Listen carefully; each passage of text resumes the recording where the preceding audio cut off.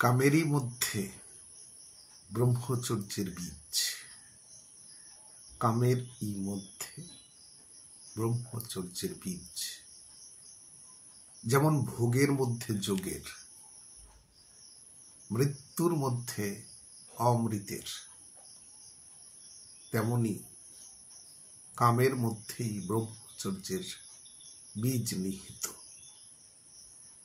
মানুষ যেমন কামার্ত হয়,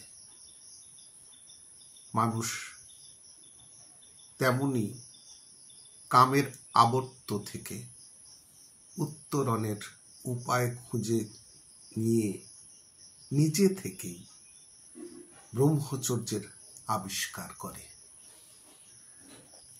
ব্রহ্মচর্যের শিক্ষা এবং প্রচারের মধ্যে ব্রহ্মচর্যের প্রসার এবং ব্যাপকতর অনুশীলন নির্ভর করে সত্য, কিন্তু ব্রহ্মচর্যের মূল উদ্ভব ওই শিক্ষা এবং প্রচারের দ্বারা কখনোই সম্ভব হয় না।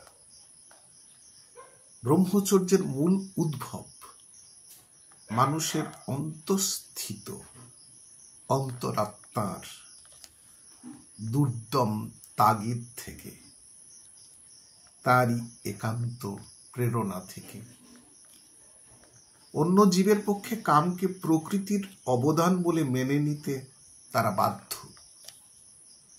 তা থেকে উত্তরণের ভাবনা এবং সাধ্য প্রায়ই তাদের নেই।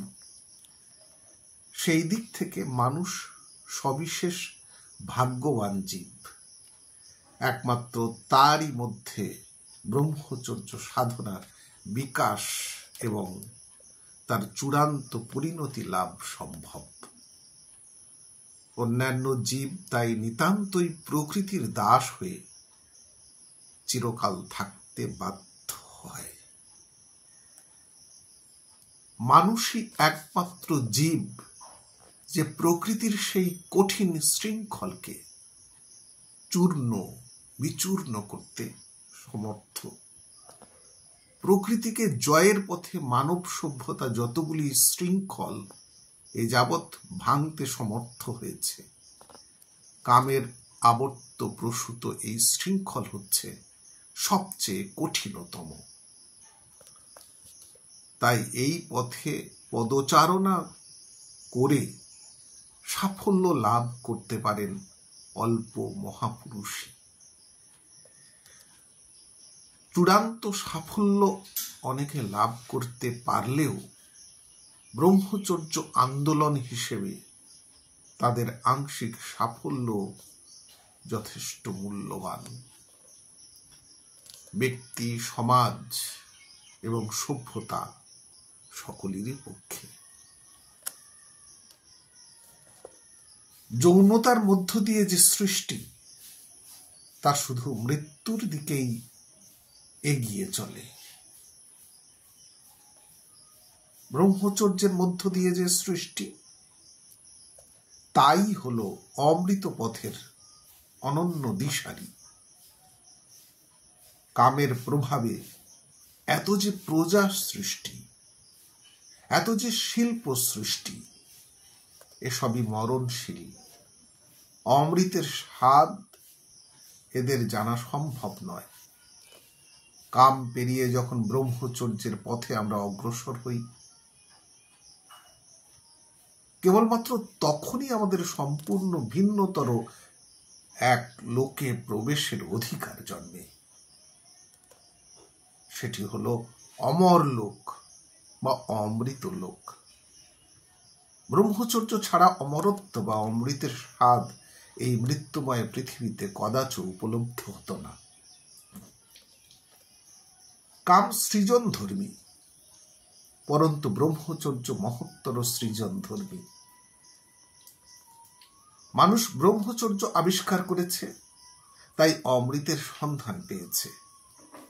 বাকি প্রাণীকুল কাম চর্চা করে মৃত্যুর কবল থেকে, জন্ম জন্মান্তরের কবল থেকে মুক্ত হতে পারে না। ব্রহ্মচর্য হলো মানুষের অনন্য বৈশিষ্ট্য। যার প্রভাবে মানুষই একমাত্র প্রাণীকুলের অমৃতের সন্ধান লাভে পারঙ্গম। কামের মধ্য দিয়ে সৃষ্টি হলো নিতান্তই সংকীর্ণ অর্থে সৃষ্টি প্রজা। ব্রহ্মচর্যের মধ্য দিয়ে যে সৃষ্টি তা হলো ভূরি সৃষ্টি বীজা। প্রজা সৃষ্টির ধারা ক্রমশ বিভাজিত হতে হতে সংঘাত ও সংঘর্ষে নিচের দিকে নামে। বীজা সৃষ্টির ধারা ক্রমশ সমন্বিত হতে হতে নৈকট্য ও প্রেমের মূর্তিতে উজিয়ে চলে মূলের দিকে। কাম যদি সত্য হয় তবে ব্রহ্মচর্য হলো মহত্তর সত্য। কাম যে ঐশ্বর্যের সন্ধান দিতে পারে না, ব্রহ্মচর্য তার থেকে অনেক বেশি ঐশ্বর্যের সন্ধান দিতে পারে। ব্রহ্মচর্য মহাজীবনের স্বাদ দিতে পারে। কাম শুধুই মৃত্যুময় জীবনের মধ্যে আমাদের ডুবিয়ে মারে। দেহ মন প্রাণের মধ্যে যিনি ব্রহ্মচর্যের সন্ধান পেয়েছেন, তিনি অমৃত লোকের চাবিকাঠির হদিশ পান। কামের জীবন হল ধরা বাঁধা সুনির্দিষ্ট ছকের জীবন, জন্ম মৃত্যুময় জীবন।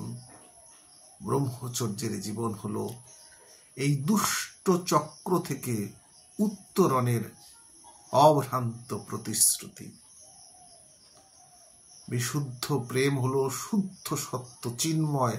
মৃন্ময়ের স্থূল স্পর্শ তার সহ্য হয় না। বিশুদ্ধ প্রেম হল শুদ্ধ সত্য চিন্ময়। মৃন্ময়ের স্থূল স্পর্শ তার সহ্য হয় না। সেই সূক্ষ্মতম দিব্য রসের অধিকার অখণ্ড ব্রহ্মচর্য ব্যতিরেকে সম্ভব হয় না। ব্রহ্মচারী বরিষ্ঠ সুখদেবেরই পক্ষে তাই সার তত্ত্ব পরিবেশন করা সম্ভব হয়েছিল। দেহ ছাড়িয়ে যে প্রেম, তার তত্ত্ব রহস্য একমাত্র তিনি অনবদ্যভাবে ফুটিয়ে তুলতে সমর্থ হয়েছিলেন। মূল প্রশ্নটি এই দেহে কি ব্রহ্মচর্য সম্ভব?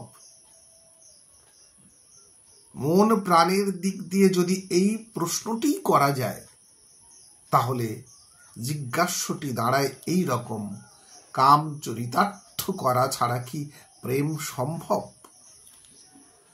কারণ মনের পক্ষে যেটি কাম, দেহের পক্ষে সেটি হলো বীর্যপাত। পাঠ করলাম কামেরই মধ্যে ব্রহ্মচর্যের বীজ। ধন্যবাদ।